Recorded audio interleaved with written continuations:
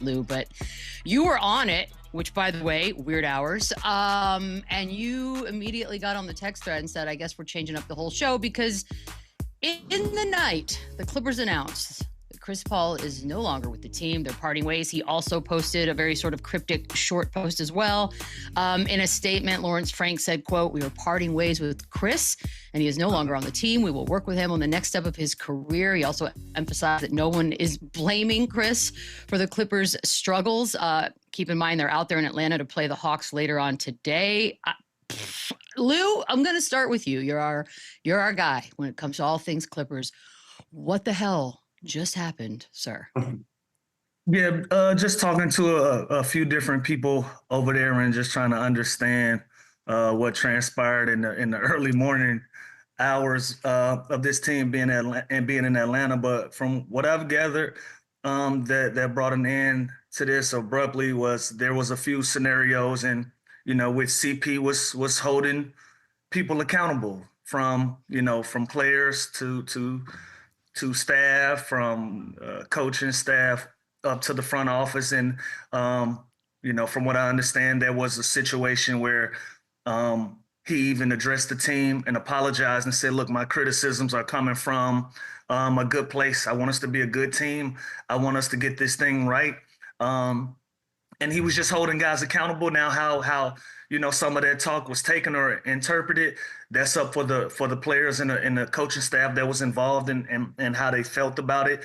And then down the line, there was another scenario where he was critical of front office as well, and I think that was the one that broke the camel's back. That was the straw that broke the camel's back when he had some criticisms for the front office as well. I think that's what brought this to a head in the early hours in Atlanta. Like I said, I'm in Atlanta. The Clippers are in Atlanta. It was about 3-something in the morning. For whatever reason, I was up, but I was up, and and that's what I was understood.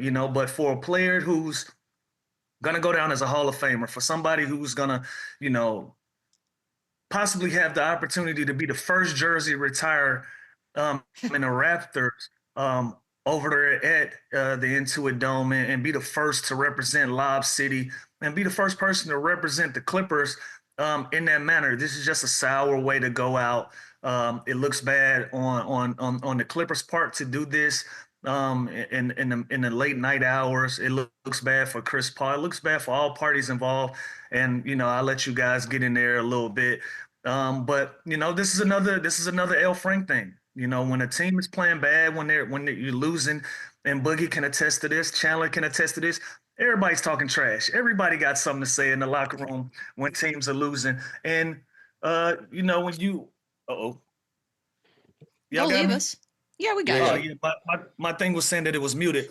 But, these guys know, listen, when you're losing, everybody's talking trash. Everybody got something to say, and everybody is being critical of the scenario at hand. So if that's the only thing that Chris Paul was guilty of at this point in his career, he deserves to have something to say. And this is not something that you can't waive him until January and you can't trade him until December 15th. But to have a guy like that go home in his last season in this manner, it's a bad look all the way around the board. But that's what I gathered. This is what this is all about. Him holding people accountable, and however they interpreted that is however they interpreted it. Yeah, I think just the timing of it is strange, right? Obviously in the middle of the night and the beginning half of the season here, and we're talking about Chris Paul, arguably the greatest Clipper of all time. Like Lou said, jersey's probably going up in the rafters, first one ever, first ballot Hall of Fame player. And so the timing of it is weird, and who it is makes this a story and makes this interesting. By no means is Chris Paul the reason that the Clippers are 5-16. He's playing 14 minutes a game. He's only played 16 games, and he's averaging 3 points a game. It's not like this is an issue with why they're bad. This clearly is an internal issue. This is frustration boiling over, where clearly Chris Paul, like Lou alluded to, kind of jumped the guys in a film session or a shoot around or something like that, trying to rally them. And I think with a vet group, that probably didn't go over well, and guys are frustrated and guys are banged up and they're losing a lot of games. So this is a huge surprise to me. Definitely didn't see it happening, especially with him going back to the Clippers, where he is probably the best player of all time there, to do this, in early December after a frustrating, horrific start is just shocking. And again, I hate to see this for him. I don't think this is the last we see of him. I hope it's not, because he deserves better. And I want to see him go and play somewhere else on one of these teams that we talked about all season long that need a point guard. But it's just a bad way. It'd just be a bad way to end his Hall of Fame career.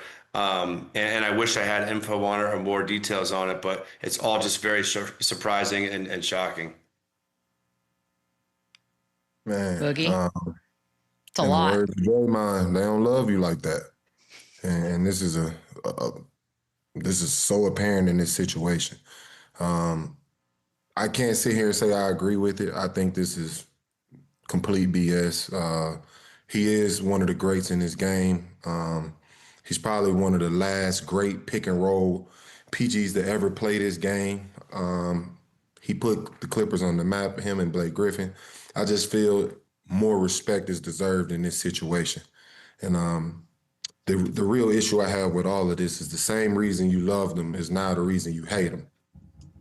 Throughout his entire career, this is what Chris Paul was highlighted for, being that voice, holding people accountable, being a leader in the locker room for the young guys, for the old guys. He held everybody accountable, and that was something that they loved about him. Now you move into this situation, and he's at a different point in his career, and now it's being turned into a negative. And that's the part I hate about the NBA, and I hate how they do veterans towards the end of their careers. It's like your experience, your knowledge, your advice no longer means anything because, you know, you're on your way out of the league, when it shouldn't be that way at all. It should actually be the complete opposite. And I know I've been critical of CP in the past, and, you know, I still hate the shit out the guy, but at the end of the day, he deserves his flowers, and you can never knock him for being one of the greats in this game. First ballot Hall of Famer, no question. Like Lou said, this is an L. Frank move. I've seen it time and time again. I actually experienced it firsthand. I've watched him end multiple careers for veteran guys that should have been able to, you know, go out on a better note. Lou can even speak on that as well. It's just something about this guy and his short man syndrome, and he's an egomaniac. And it's complete BS. And it is what it is. You know, I'm not on that side anymore. So I say what I want, I say how I feel. Yeah, you were always quiet, Boogie, so I'm glad you're... Why we signed you, Boogie? Let it rip. Like I said, I don't agree with this. This is a bad look for the Clippers. If I'm the owner of the Clippers, I'm looking, you know, at L. Frank and how this makes my organization look. Obviously, you know, Chris Paul being one of the biggest legends to ever put on that uniform. If you treat him that way, you know, is anybody really deserving of respect when it comes to that organization? And I just feel this is a stain on this Clippers organization. Now, can I ask you guys a question? Can I ask you guys a question? Because is there a world where this is like a mutual decision? Like when I was playing in that Memphis, time of the night? No, you can tell by CP's post that this isn't. No, I'm just saying. Do you think they were like, listen, you're never gonna play, you're not gonna play. You can either ride it out or just. But didn't he know that? That's not what this is. Did you see what CP posted? Yeah, I did. I'm just saying, like, there's been situations. There's been situations where teams give players like ultimatums and say, listen, you can be here, you can do this, you can be another coach. Not obviously not Chris Paul. You could go to the G League, you could do this, or you could go home. You don't think this is that situation? Nah, listen, I'm willing to bet my money. L. Frank isn't on this trip. And again, it's 3:30 in the morning in Atlanta. We're talking about a future Hall of Famer. You're talking about the guy that you have possibly chosen to be the first person to go up in the rafters to represent you as such, you know. So listen, my experience with the Clippers organization, A1, A+, great relationships over there. Love Ballmer, love everything about what he's been able to build and what he represents and what he's trying to represent and build as a culture.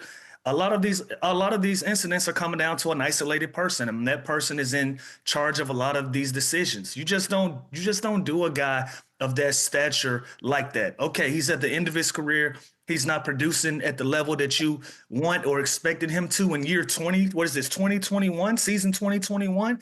And you tell him to go home in the middle of the night.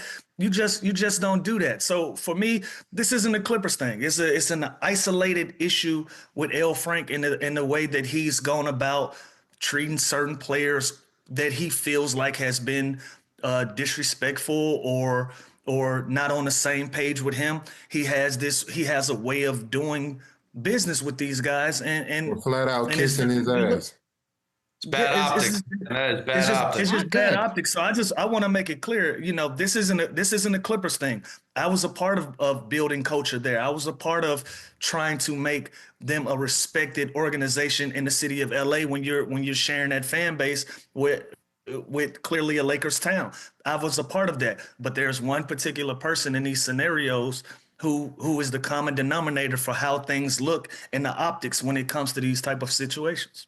So how does he still have a job? Like, I don't. You guys have more experience good with him than us. question. But I mean, that's a great question. That might be. I Let's might not be. explain. I might not be qualified to speak on that part. So I don't know. That's over my head. Chandler, you're going to learn that in this business, a lot of people that shouldn't have jobs keep jobs for a really long time and continue to be promoted. It I ain't don't what you remember know. last thing I've I've heard something good about him. I've never heard someone be like, oh, you know what I mean? And I don't know him at all, but I just don't understand where the value is. This is my issue. I've been- Like, what qualifies you in that position to just end career after career after career of high quality players when you haven't achieved anything in your position or any position that you've ever been in the NBA? You've never been a championship GM, championship coach, what qualifies him to be able to do these type of things to different players in their careers? That's my issue with this. Like, what have you proven to be able to end a career? It makes no sense to me. Yeah. Like, even in the short stint there, you haven't done anything. Yeah, it's just kind of like it's kind of like a slap on the back on your way out type of thing. I was present when Blake Griffin was traded. My personal situation. This is a person that told me I can relax. I'm not getting traded. 15 minutes later, I was an Atlanta Hawk. And now we have this scenario. So, and you guys been working for me. This is going on year 3 now. I've held my tongue and not been critical of L. Frank because that's not really my style. And I didn't want to be the scorned ex-girlfriend. I didn't want to be that person. And so I never spoke about him in this manner. But when you do this to a guy, and I'm gonna keep harping on it, that 3 was going up in the rafters. That 3 was going up. And you do this to that guy? Like, okay, cool, he's talking shit. Okay, cool, he got a lot to say. Chris Paul has always had a lot to say. You know what you're signing up for when you sign Chris Paul. He's always had a lot to say. You know that. He's an acquired taste. So now that he's talking and you're the target of talking, you release him or you tell him to go home in the middle of the night on the road. Come on, man, you don't do that. That's bad business. It's bad optics. But this is the person that's represented. And again, are we going to get an L. Frank press conference this week? Is he going to stand out in front of the cameras and take questions and yield questions about the state of where this team is right now? Is he going to do that? Or is he going to hide behind the shadows and allow somebody else to stand in front of the camera and not hold those questions? These are answers that we need to know. At this point, let's take the gloves off and let's get this thing situated and let's get it all figured out. I think the timing also, Chandler. Stack of books and make them speak up.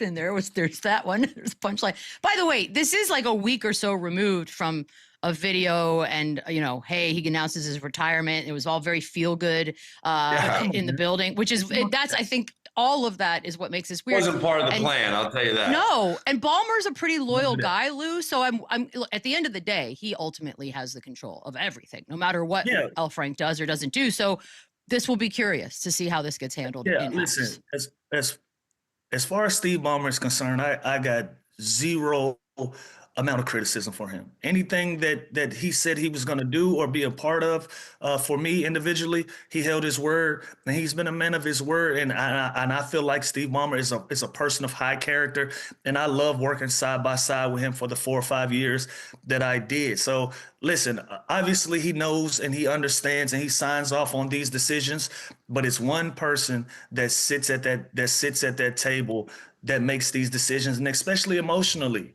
Like this couldn't wait till this morning where you have a conversation with this person and not do this in this manner? Like, again, I'm on the outside looking in. I'm speaking as a fan. I don't know how the players feel about how this went down. I don't know how coaching staff and the medical staff and the people that Chris works side by side with when you're on a team every day, how they feel about him. I don't know. I'm speaking about what I've experienced around L. Frank and the way that he's conducted business with his players and how this looks. I don't love it. This is beyond disrespectful for a Hall of Fame player, man. I mean, it's 3 a.m. there. It's midnight here. It just reeks of a heated conversation with a bunch of words that can't be taken back. Like that's what it feels like for anybody who's ever been in a relationship. All right, Chandler, I'm going to start with you because, Lou mentioned the fact that there are some dates that are arbitrary dates that have to be met before he can even be moved. If that was to happen, do we see him on a court again? I hope so. Like everything we just said, this is not the way I want to see Chris Paul go out on his Hall of Fame career. I want to see him go out on top, playing, contributing. And I still think that he could be an asset in the right situation. You look at these teams that we've mentioned all year long that are struggling at the point guard position. Why wouldn't Minnesota go and beef that up? Why wouldn't Houston go and add just another, bring him back there and have a vet presence? Why wouldn't Detroit, kind of take a flyer and have him as a vet in that locker room with everything that they're kind of producing over there? So I do think there's teams where he can find value. I don't know the whole situation here of what happened, and I'm sure more details will come to light here, but this just doesn't feel right that he just announced his retirement a couple weeks ago.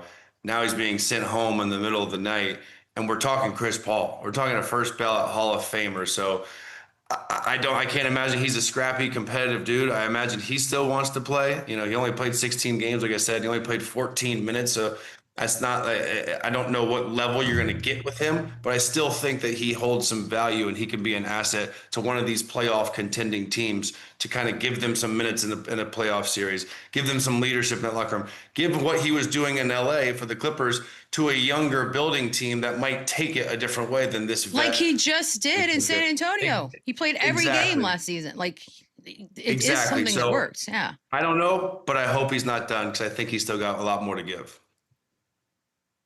What do you think, Boogie? Yeah, I'm hoping this isn't the end of the road. And, obviously this is his last season. He's announced that. But like I said, I hope this isn't the end of the road where it ends like this. He's deserving of a lot more. We all obviously have spoke highly of Chris Paul on his career. Like we said, Hall of Fame, first ballot Hall of Famer. He deserves way better than he's receiving right now. Do I think another team will pick him up? Absolutely. Just his knowledge and presence alone, his leadership alone can help any locker room, any type situation, especially these teams with young PGs. I could see him fitting in with Orlando and really helping with that PG, spot in the absence they kind of have there. So I do think it's, places that make sense and could really use his presence. But for me, I just think it's completely unfair to him because I felt like this season was kind of planned out for him to end a certain type of way. He wanted to end his career in LA, where his jersey will be retired. So it just sucks that he has to, deal with it in this manner. But I do believe somebody will, give him a deserving chance and let him go out the way he should. Would you even want to? Listen, y'all, can y'all really imagine being I played 17 seasons. I can't imagine. I play for the Atlanta Hawks, my hometown team. I can't imagine them sending me home in the middle of the night in my last season that I've announced and I've put this feel-good story. I'm on my way out. I can't imagine them doing this to me. So looking at the Clippers and doing this to Chris Paul, man, it pissed me off. I'm sorry. I agree. Be mad. Be mad. Keep that anger. By the way, men real sloppy in the last 24, 48 hours, guys. You have to speak for all of them when we come back because then we got the Giannis stuff on the other side. So dramatic. We'll talk about that next. Run it up, run it back.